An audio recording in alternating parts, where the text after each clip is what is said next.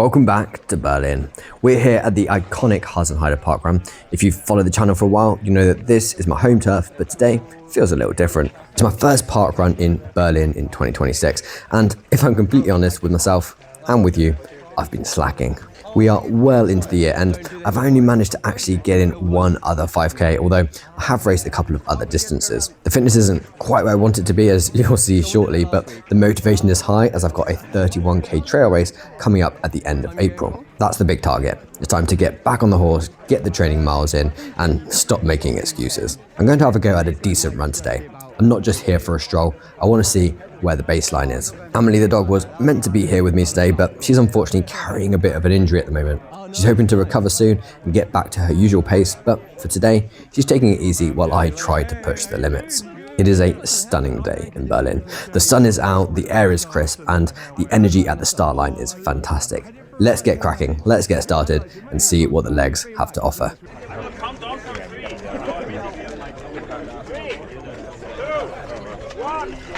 And we're off. It is a couple of seconds for the GPS and the on-screen graphics to kick in and find their rhythm, but the legs have to find theirs immediately. If you look ahead, you'll see some of the boys I was chatting with before the start. One of them is Thomas in the red vest. Keep an eye on him because he is going to absolutely cruise away. These guys aren't playing around. They're looking for something in the sub 17-minute range. One of them is visiting from the UK and mentioned he has a PB of around 16 minutes from Battersea Park. Now, Battersea is famously flat and notoriously fast, but even so, a 16-minute 5k runner is in a different league. You can see them already pulling away as we hit a 3:24-kilometre opening pace. Also in that mix is Rob in the black t-shirt. You might recognise Rob from my No Watch 5k video. If you haven't seen that one, definitely go check it out after this to see how we fared running purely on feel. So, what is the goal for today? My Strava form and fitness metrics suggest I'm capable of around 18:13. However, Strava doesn't always account for the specific charms of the Hasenheide course. We've got the hill to contend with, and since I haven't been doing any dedicated track sessions or speed work lately, I'm being realistic. I'm aiming to keep it under 19 minutes. Part of me thinks that I might be closer or a lot closer to 20 minutes given the lack of training, but you know the motto, go hard or go home. I've started at a 3:30 minutes per kilometre pace. Is it a bit silly? Yeah. Is it sustainable? Probably not. But starting fast ensures that by the time you reach the finish line, you know for a fact you haven't left anything out there on the course. We're swinging around the first corner now. Huge thanks to the marshals out there today. Thank you, Marshall. This is a 2-lap course, which is a bit of a mental game. You do one big loop once, then on the second lap, you do the infamous hill loop. It's no Everest, but for a 5k, it's more elevation than I'd like. We hit the first kilometre mark, 3:36. Okay, that is definitely faster than I should be holding. I'm already feeling the lungs start to work, but I know this course well enough to know where the recovery points are and where the pain caves are hidden. As we move into the second kilometre, the initial adrenaline of the start begins to fade and the reality of the efforts is settling in. This long straight we're on now is arguably the hardest part of the course for me. It's not that it's steep, it's just relentless. It stretches out in front of you and you can see the runners ahead of you seemingly moving further and further away. I'm hugging the right hand side of the path here. If you look at the middle of the track, there's a lot of leftover gravel. That's from where the city treated the paths for the ice only a few weeks ago. I actually did a race when it was still snowy. I'll link that up above. Running on that loose grit is like running on marbles. It saps your power and ruins your traction, so I'm sticking to the firmer ground on the edge, even if it means a slightly tighter line. I checked the watch and, disaster. I've dropped back down to a 4 minute per kilometre pace. That is not where I need to be. If I want to see a sub 19 on the clock at the end, I need to be averaging closer to 3:47 or 3:50. I've got about 25 seconds in the bag from the fast start, but that buffer will soon evaporate in seconds if I stay at this 4 minute clip. And just as I'm lamenting my pace, a guy comes cruising past me. I'll be honest, he looks like he's out for a casual Saturday morning jog. He's lovely and relaxed, his form is perfect, and he's barely breathing.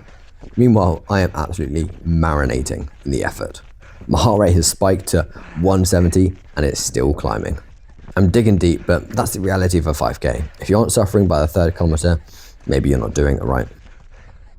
Kilometre 2, 3:54. My pace is starting to look a bit healthier again, hovering around the 3:48 range. I'll admit, I lost my way a bit in that second kilometre. My motivation dipped as the pack stretched out and I found myself in a bit of a no man's land. But then something great happens. A runner drops onto my shoulder and offers a quick word of encouragement. It's one of the best things about the parkrun community, that mid-run camaraderie.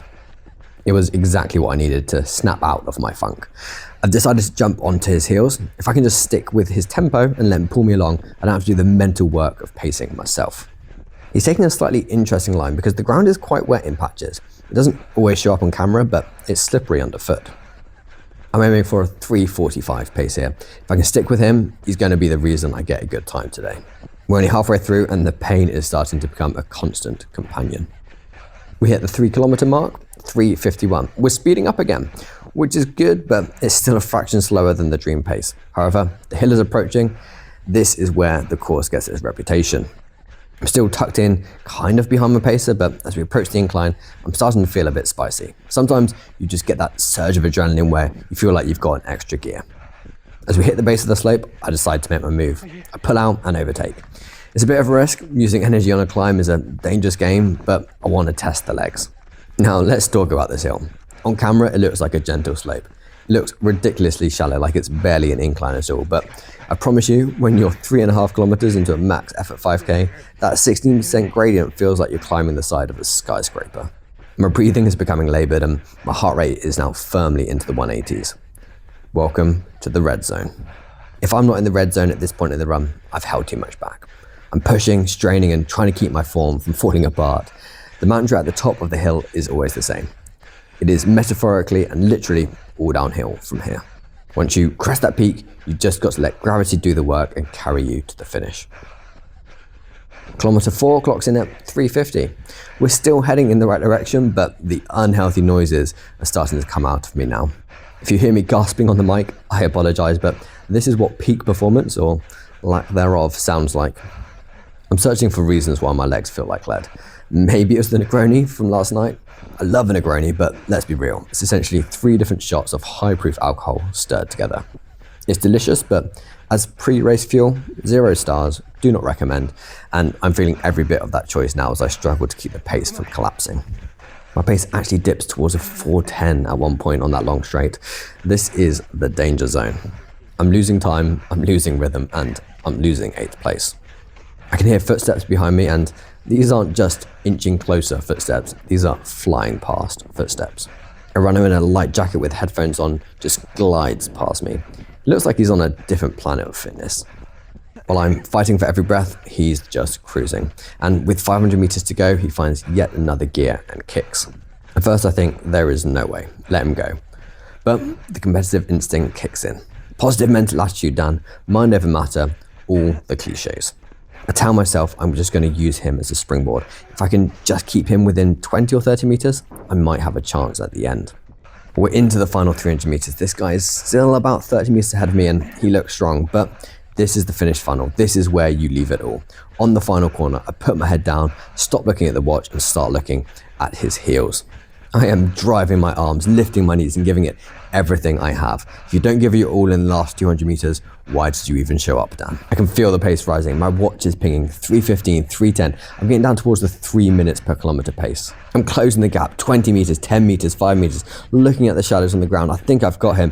But then he kicks too. I feel like I'm absolutely flying now, fueled by pure desperation and the desire not to be beaten.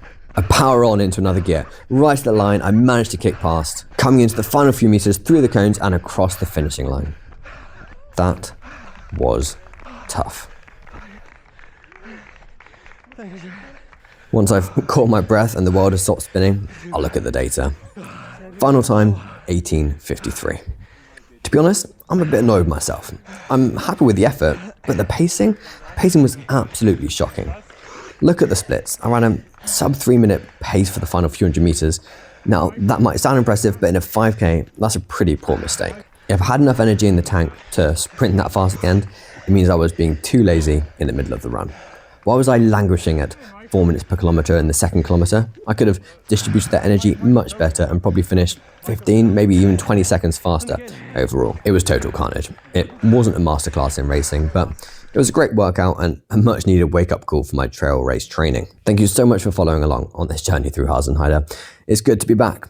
If you've enjoyed the ride and the suffering, please hit that like button and subscribe for more running content, and I'll see you in the next one.